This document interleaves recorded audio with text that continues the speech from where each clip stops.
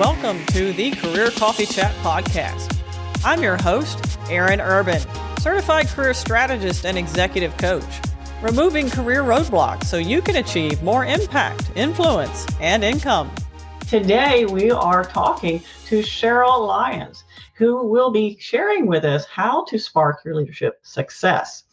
Now, you may be a leader already, or you may be an emerging leader and wondering how you can navigate into the leadership realm and what that might look like for you. And most importantly, how to succeed as a leader, because oftentimes what we are taught in more traditional modes does not necessarily translate into leadership, quote unquote, success.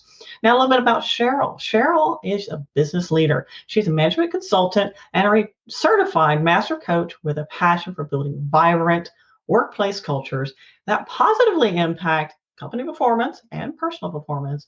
Her solutions create strategic clarity, grow managers into effective leaders, and equip leadership teams to thrive. And I'm very excited to have her on the show today, because you may have wondered why some managers excel and others don't. So what's that secret sauce? And I'm really excited to learn from Sheryl today.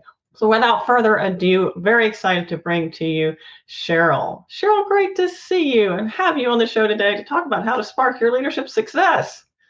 Great to see you too, Aaron, and thank you for having me. Absolutely.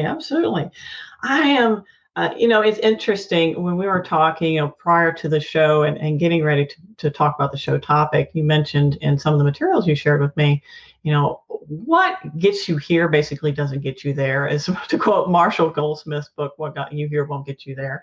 When you're talking about and being emerging into leadership, becoming a manager or moving up in leadership ranks, some of the habits and behaviors that served you very well to get to that point don't necessarily continue to help you thrive.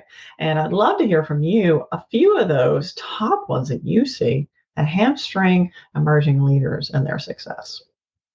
Well, great. Yes, I've been consulting now for over 22 years, and most of that has been spent in small and mid-sized businesses, helping leaders create a vibrant culture that gives them a competitive advantage. Mm-hmm. And as you well know, a company's culture lives and dies by its leadership team and how they carry themselves, how they perform, and how they behave. Both the good behaviors and the bad get passed along to their people as the model for success. Mm-hmm. And so I work with a lot of leaders to get to see what are some of those struggles. And in my 22 years, it seems like the symptoms are all the same. It's just the background that's different. It's the setting that's different. Right. And so I love to work with particularly new leaders who are entering into that challenge. They've been wonderful professionals. They've excelled through that, invest in you and show what you can do to get them to a certain level in their careers. And then when they get to a leadership position, it certainly takes different behavior and a different mindset, most importantly, to help them get through that journey and accelerate to finding their own personal and unique style and being what we all want to be ultimately is an effective leader. Absolutely. And you shared, earlier, Sheryl, some of those common, themes that you're seeing between individuals who are merging into leadership. And it doesn't really matter who they are. It seems to be the same across the board. What would be one of those you'd be willing to share with us? That challenge that seems to, sabotage people sometimes. Right. Well, like I said, it has to do with a mind shift. And what, as you just said, what got you here won't get you there. When you're working as a professional and relying on yourself, it is about what you can do, what you promise. Yeah. And so your career is very much a reflective of your own production. When you get to be a leader, the emphasis is no longer on your own production. Mm-hmm. That is not what gets you to the next level. And that's what makes you effective as a leader. And so what I find a lot is managers not working at that elevated level. They've been given the elevated position, But the tendency is I'm going to dive in and be one of the troops with my employees. Right. I'm going to show them that I'm here with them. So I've seen things like, the sales manager who goes and runs after that opportunity because his sales rep doesn't want to do it or can't do it. Or the HR manager who prided herself. I remember her telling me, like, we stayed up late on Christmas Eve to get payroll out, and I was there with my payroll person getting it done. Or, the CFO who I walk in their office and, hey, who are you just on the phone with? Oh, that was one of my customers. They're trying to figure out how to apply their payment. And so in each of those situations, I have asked the questions that have led to, are you best serving your people by doing the work or by focusing on the people that are doing the work? When you make that transition into leadership, it's no longer betting on yourself and you fulfilling your own promises. It's learning how to get things done through others. And so that would be, not the sales manager going and doing the job for the individual, because they have the right intentions, right? I'm helping the team. I'm contributing as a member. But what they're lacking is, why is that salesperson hesitating? That is your job now, is to understand the hesitation and help that individual get on the path of success.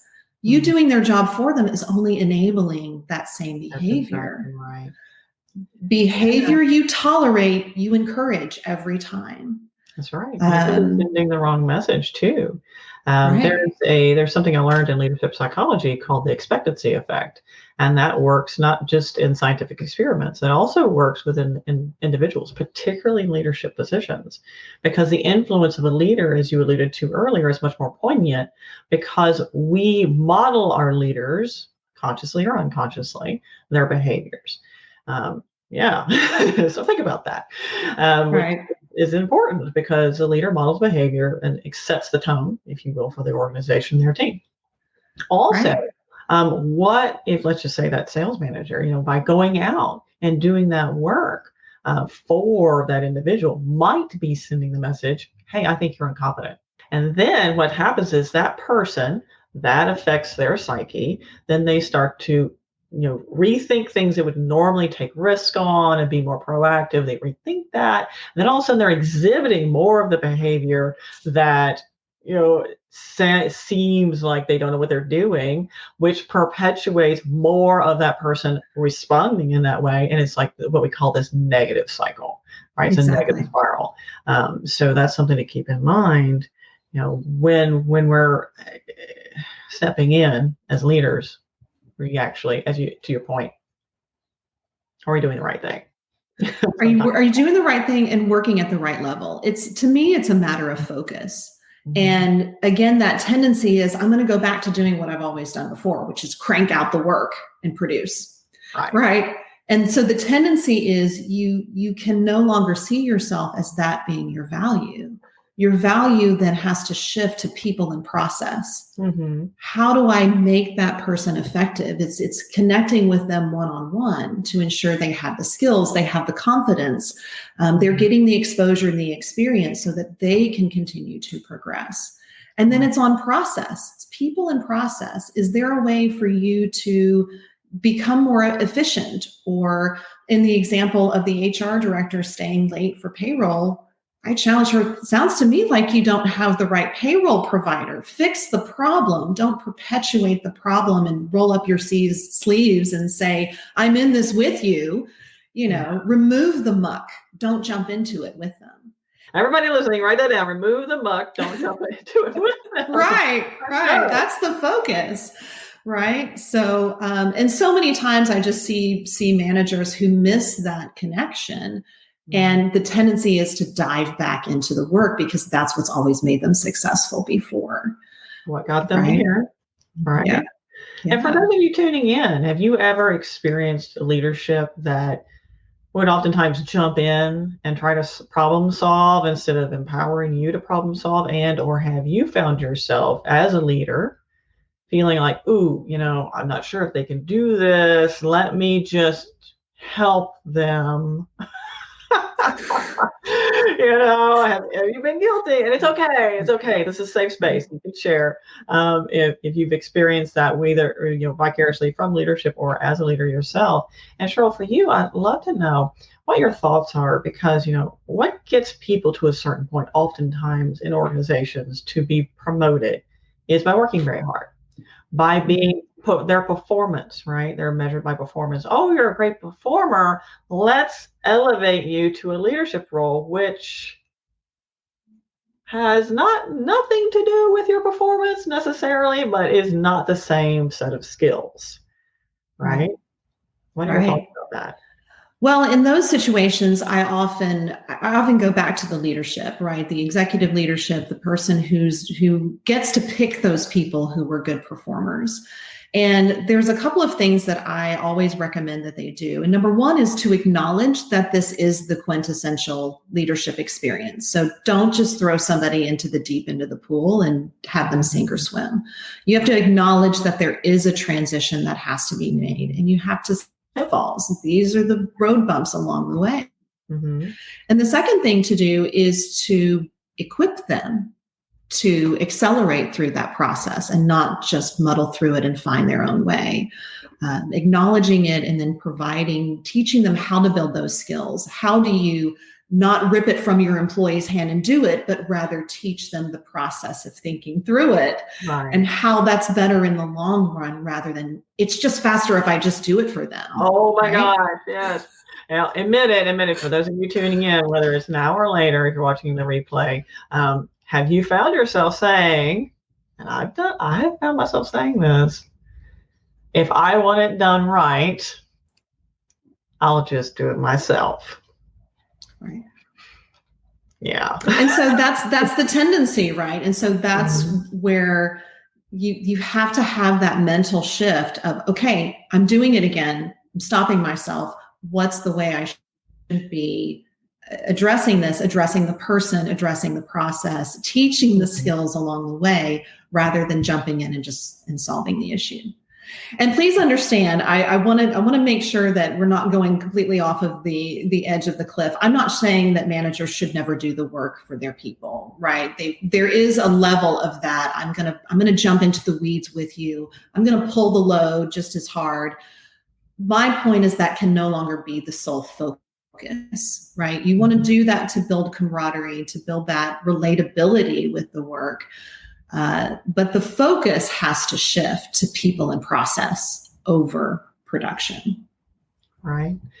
And for those people who would be considering leadership positions, maybe you are like, I don't know, everybody else who says, oh, I want to move up into leadership. I want to be a manager. I want to move up further into senior leadership, et cetera, et cetera. And I share with those individuals when they're trying to make that decision, how they want to grow their career. Okay, that's great. Good for you to have ambition, et cetera. And are you comfortable with letting go of being the technical expert and embracing more of becoming a people expert? Because at the leadership level, that really truly is about people. And as you mentioned, processes and letting go of being the expert in all the little things and embracing a different perspective, that mindset shift you mentioned earlier. And Sheryl, one of the things I might like to know from you is if someone is struggling with that letting go of being that expert, of doing the work, and not, embracing more of the people and the process side of it. Because when you say yes to one thing, you're saying no to something else. And what would it be, that thing that you would say that would help them overcome that? How they can become more aware, perhaps, that might be going on? It's certainly an exercise in self-realization, right? So a lot of times I will ask, as a coach, you help people explore their own and from their own experiences. One exercise that I do with leaders is I start out a leadership workshop by asking them who are leaders that they admire in their life, that they have had, whether it be coaches or professors or managers. And then on the flip side of that, managers or leaders who they did not respect or were not considered effective. And we look at those behaviors. What are the behaviors from the people on the right side of that list versus the left side of the list? And then from that, so from that exercise, you get to show you do know the model for good leadership, your own definition for good leadership. And that's what speaks to your own individual style. So a way that I can get them to sort of explore what they want to be is, now look at those two lists. Do you do anything in the column of the bad leaders? And invariably, there's always at least one that, yes, I micromanage, or I jump in and I do the work, or I rip it from their hands and take care of it. So the flip side is to keep those behaviors of the managers and the leaders that you do admire, that you do wish to emulate, keep them close at hand. And ask yourself, when you're working with a direct report or even somebody who's a peer, right? You don't necessarily have to have the title to be a leader and to be the model that others are going to follow. You just have to lead. But when you're looking at that and you ask yourself, how am I showing up?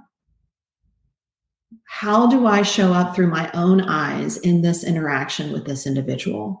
And if you're really honest with yourself, then the next question is, how do I want to show up with this interaction and with this individual?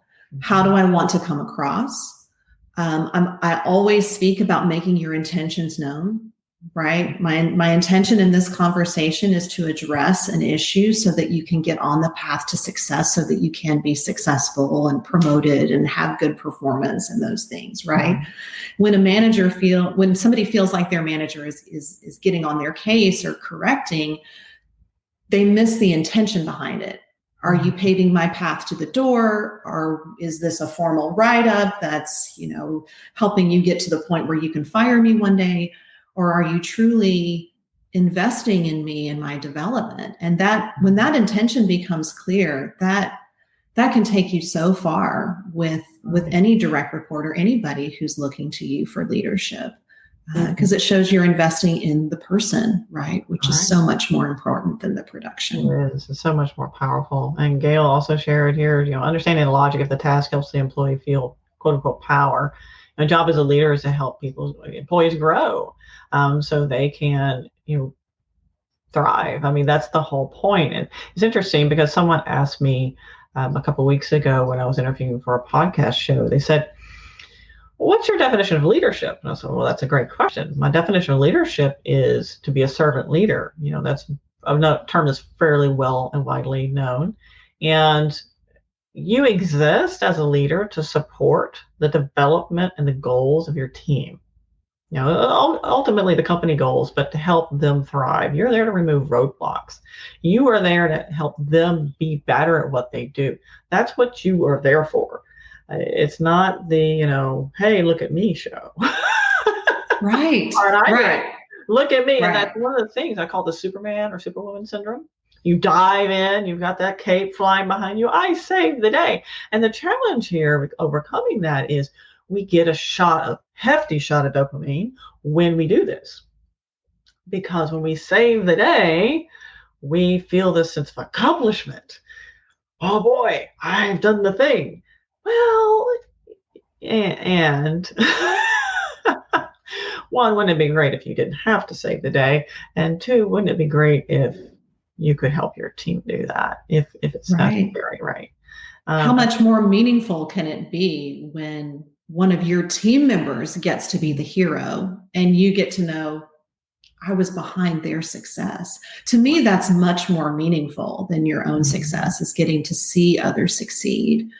And so it is about nurturing them along. I mean, I get questions a lot about, what if I don't know exactly how to do the task of somebody in my, that's my direct report? And I remind them that it's not their job to know everything, but it is their job to be able to progress the performance of the individual. So a lot of it is, people come to you not because they need help with the task, they're looking for that boost of confidence. Mm-hmm. So it is about, well, what would you do in this situation? Tell me how you would solve this problem. Mm-hmm. And then it's about validating that and telling them, see, you do know how to do this. You do have the resources available. You do have the knowledge. And a lot of times that's all they really need to keep fueled and to keep going, is knowing that they're not reliant on somebody else. And to me, that's very empowering. And it just trickles down the organization if you can do that. Absolutely. And also, not doing that in a way where the person feels like, oh, well, you're just shoving me off, don't want to deal with whatever it is. Taking that time and listening with intent, which is a skill set, and being cautious of our body language. What's the message we're sending, whether it be through the lens of a camera or in person.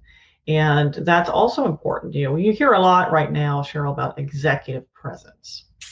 And if I were to ask you, and you're laughing, I know you're like, oh yeah, here we go. If I was to ask you to define executive presence, what would that mean to you? I'll tell you, I know a lot of people's definition of executive presence is who is the loudest and the largest in the room, right? How much space do I take up, and how much can I overpower everybody under me? But no, it's that ability to be able to listen to what's in between the lines, to listen to the words that are not being said, to read the room. And then when you do speak, it's bringing a perspective and some information that might otherwise not have been heard or listened to. So I think executive presence has a lot to do with comfort and confidence in your own skin when you're not speaking. Right. I think, was it Nelson Mandela that said practice being the last to speak?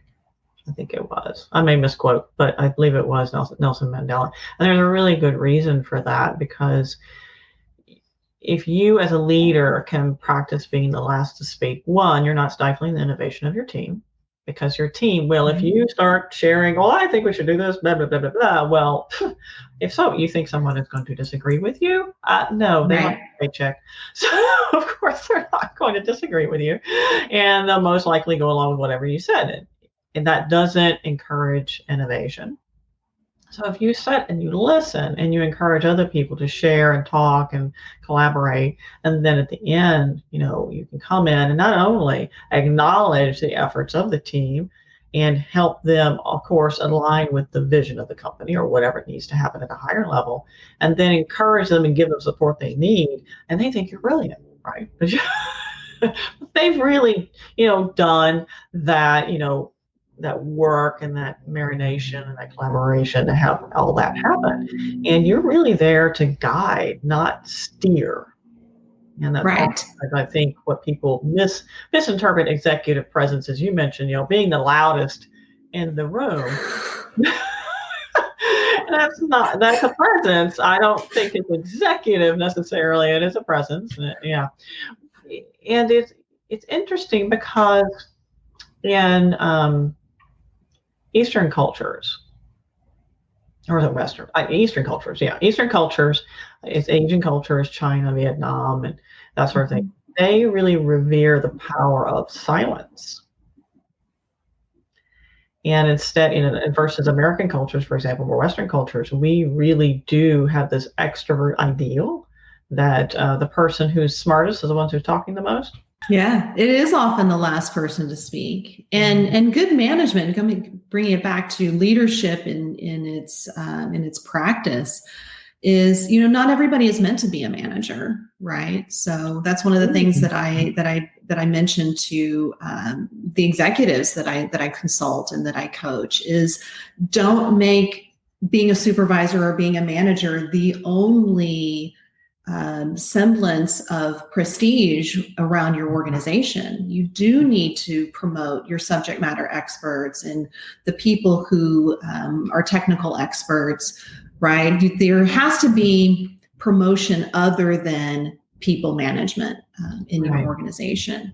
But managers who take to this and who understand it, there's a natural tendency for them to already be helpers, right? They're helping people already before they're ever promoted. And a good manager is always going to take more of their fair share of the blame and less of their fair share of the credit, right? It's all about the success of the team and the team's ultimate performance. And when that happens, then it's a good reflection on the manager and vice versa. When the team performs well, it reflects well on the manager. And, don't forget, you can't keep climbing the ladder of career success without being able to bring up the people behind you, and invest in them. Think about the people who helped get you where you are, and how are you going back and paying that forward and helping the next generation, so to speak, or the next level of leaders in their development. It's all about accelerating that process and that mind shift that we've been talking about.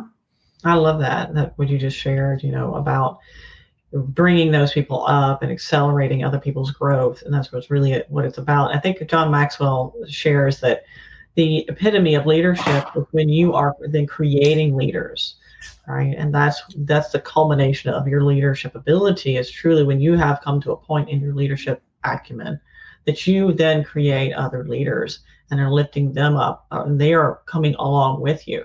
And that's truly what it's about, is you're, as an individual, as a leader. And by the way, you can be a leader and you don't have a title. Yeah.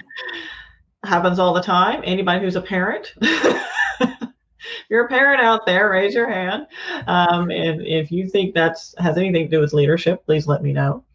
I'm sure you may agree. But bringing and involving and helping these people thrive and grow, that is really what it's about, Right. Yeah, it's an amazing process. And when you see that, and when you're a part of that, there's nothing quite like it. The feeling that you get, there's nothing quite like that. Right. What else can you share, Sheryl, with the folks that are tuning in? And I will also say that as you're tuning in, if you have any questions about, take for example, and this is a question I might have for you, Sheryl, if you'd like to share with us. If you are looking to emerge into leadership, and other than being a top performer, which is oftentimes what the metric might be, and for good leaders, that's not necessarily a metric for you to be a leader, by the way. What would be that focus you would want to have to elevate your career into leadership? What might you work on more to let those decision makers know that, hey, I'm ready for leadership? Right. Well, I think you always have to be able to, first of all, I think you have to demonstrate a desire for it. Again, hopefully it's not the only avenue in your organization for upward mobility and to be promoted. And the way to get recognized as a leader is to practice it every day. Practice doesn't make perfect. Perfect practice makes perfect. And I often find, man, in my 22 years, Erin, you've probably seen this a lot in your career coaching as well, that you don't get the promotion, the title, the pay bump, the corner office until you've already demonstrated that you can do the job. So many times you find yourself, man, I'm doing it. I might as well go ask for the title. So there's so much within people's ability. And I would recommend that they look at how they're investing in others. One thing they should be able to do when they go to a supervisor or a leader and say, I am interested in a career path in management, be prepared for the question, name 3 people whose career you've helped promote and move up already. And if you're already sort of naturally doing that because you naturally invest in people and others and increase their skill set and awareness and their perspective and encourage them naturally, then you've got a lot of the skill sets already needed. Then it's just a matter of how do you practice those, getting close to those individuals and finding out, what do you want from this job? What do you want to learn? Where is it taking you? Where are you headed? And how can I help you get there? If you can ask those questions and then help help your people come up with those goals. Even if they're not your direct reports, if you are the model of success for others, it's about sharing that knowledge, letting others light their candle by that knowledge. And if you can perpetuate that, then you are already making a case for how you deserve an opportunity to lead and to manage, because you're effectively already doing it. That's absolutely right. What I tell people who are interested in leadership, I was like, find opportunities. And it doesn't necessarily, sometimes people struggle to find that opportunity within their organization. And I would encourage you to consider professional organizations. They're always looking for volunteers, particularly for board members, for people to help that leadership of that organization thrive and work and function. And you can make some good connections along the way, so that doesn't hurt either.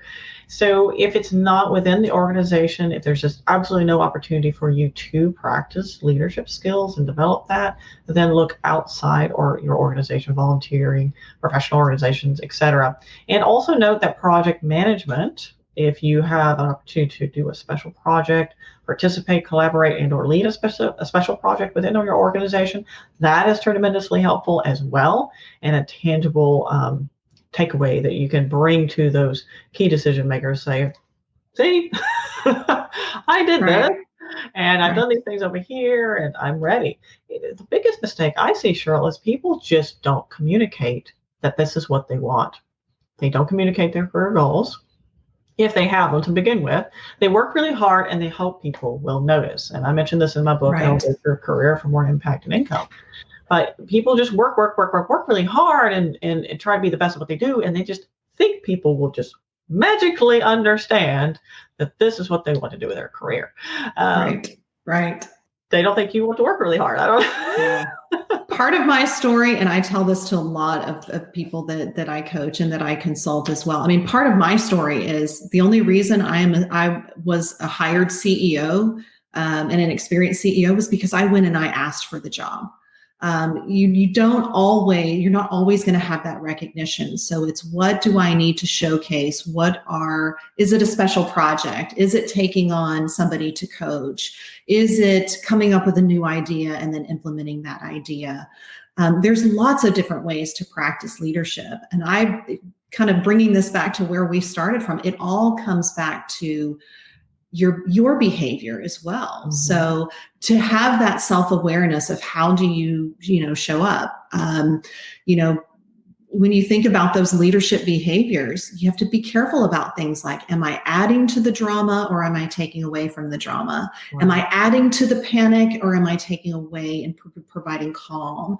How you carry yourself is modeling leadership behavior. So to me, I think that's one of the very first things that we can do to emulate those leadership behaviors that we all know we want to set that example, is to be able to have that self-check or have someone do it for you, a trusted friend, or find a way to get feedback.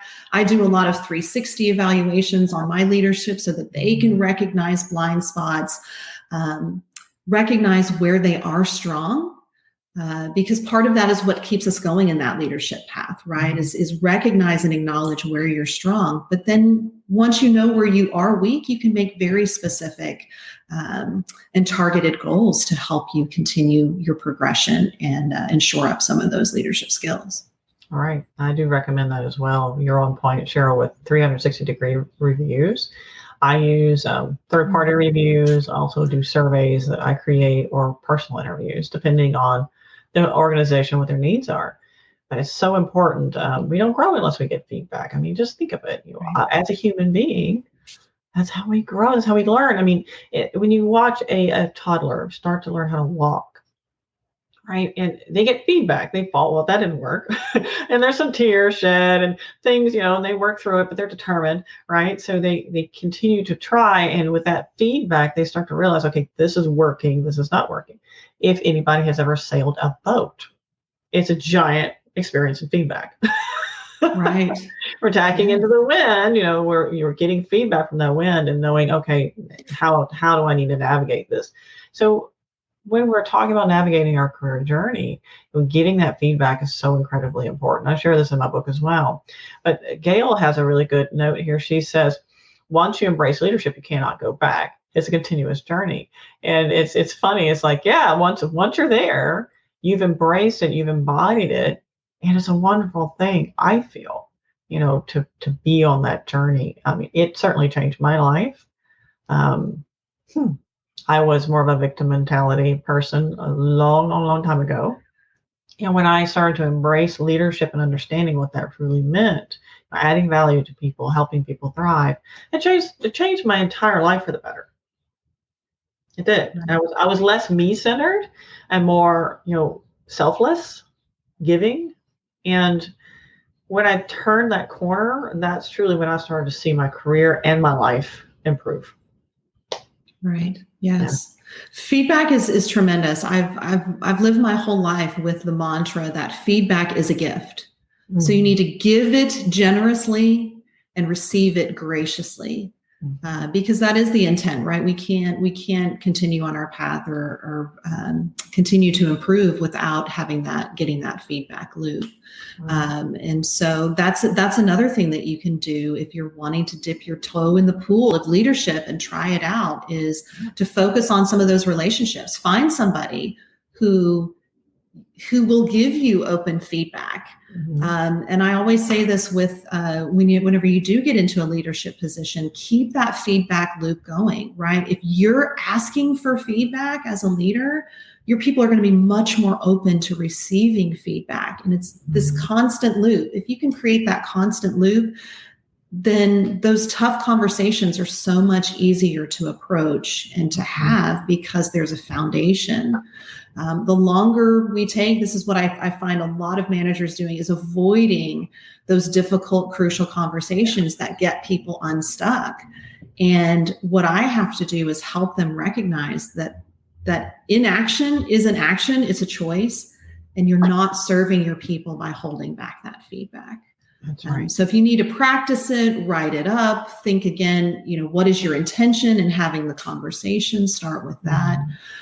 But if you're that type of person who knows how to give,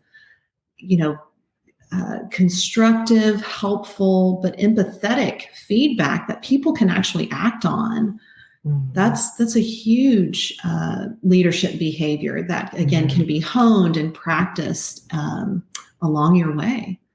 Yeah, that's great. Thank you for sharing that, Sheryl. So before we wrap up, Sheryl, I'd love to know, how can people contact you and learn more about what you do and how you help companies and individuals thrive? Yes, they may visit my website, which is culture-spark.com.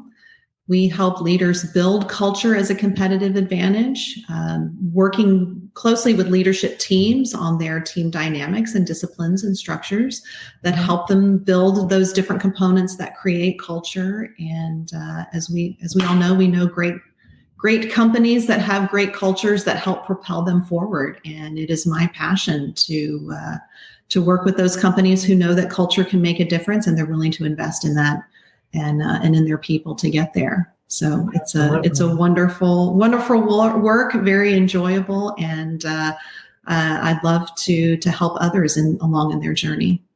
Absolutely. Thank you for sharing, Sheryl. It's been such a pleasure having you on the show, and I highly recommend, reaching out to her if you are interested in having your leadership culture thrive and spark more innovation within the cultures, because now I think more than ever, people are starting to realize how important that is.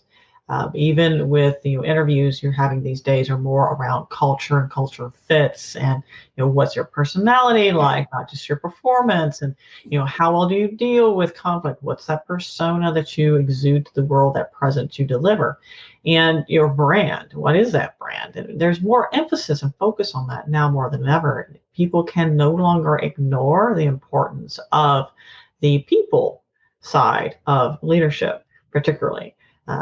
And embracing that.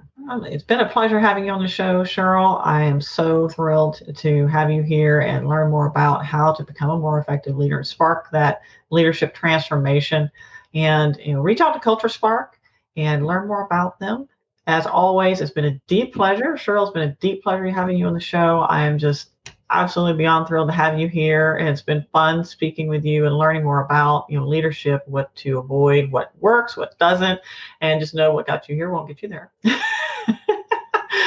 And how to become more aware as an intentional leader, and to help you elevate your career. So as always, well, thank you. Yeah, absolutely. And until next time, we will see you later. Have a great day, everybody. Thank you for tuning in on the Career Coffee Chat podcast. It's been a pleasure. Feel free to reach out to me. My email is coacheurban@gmail.com or tweet at coacheurban, Instagram coach.eurban, or reach out to my Facebook group, Elevate Your Career. So I'd love to learn more about you, hear your insights, and what questions you have. You can find out more about me at coacheurban.com. And don't forget, please do reach out on LinkedIn. You can find me at Erin Urban. Until next time, cheers. Here's to caffeinating your career.